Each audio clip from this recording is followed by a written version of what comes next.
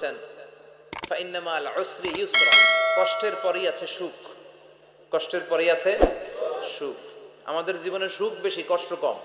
কয়দিন না খেয়েছিলাম, কয়দিন বিপদে পড়ছি, কয়দিন ডাকাইতে ধরছে, এক মাসের মধ্যে অসুস্থ থাকি কয়দিন আর সুস্থ থাকি কয়দিন, এটা হিসাব করে না। অসুস্থ যে ছিল খালি এটা খেয়াল রাখে, আছে না নাই?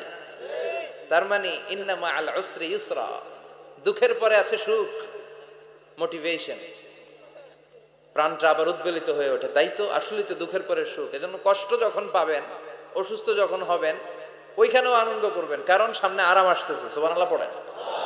মুমিনের হারাবার কিছু নাই, দুঃখ পাওয়ার কিছু নাই।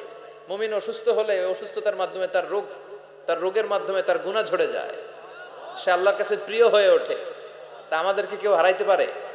কথা বলেন, আমাদের কেউ ভয় দেখাইতে পারে? মোটিভেশনাল সূরা, সূরাতুল ইনশিরাহ আর সূরাতুদ দুহা, এখানে অনেক হিউজ মোটিভেশন আছে।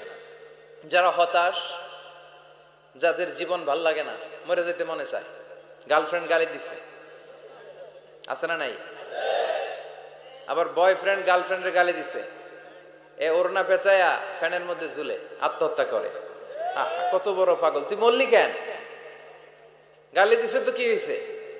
হ্যাঁ, বুঝতে চায় না, হতাশ হয়ে যায়। আর বয়স কম তো, ইচড়ে পাকা, অল্পতে কাবু হয়ে যায়।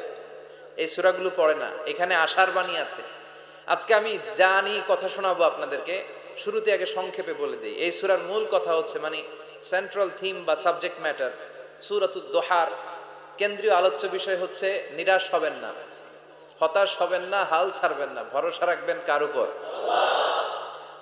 মুমিনরা নিরাশ হয়, হতাশ হয়, হাল ছাড়ে নাকি ভরসা রাখে? কার উপর ভরসা? কার উপর? না নৌকার উপর,